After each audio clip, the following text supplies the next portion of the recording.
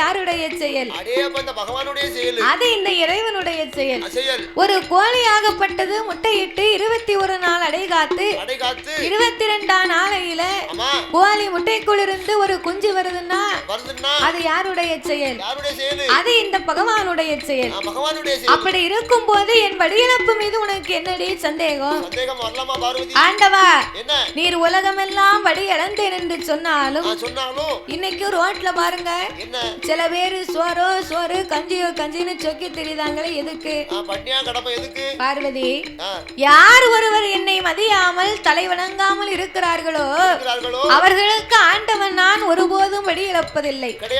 சிவன் சித்தன் இல்லாதவன் அவன் சுத்தப்பட்டு நீ. பார்வதி, அதாவது ஒருவா சாப்பாடு சாப்பிடுகிறோம்னு சொன்னா அந்த சாப்பாட்டுக்கு நம்ம மதிப்பு கொடுக்கணும். அன்னத்துக்கு மதிப்பு கொடுத்தா தான் என்னைக்குமே நமக்கு திண்டாட்டம் வராது.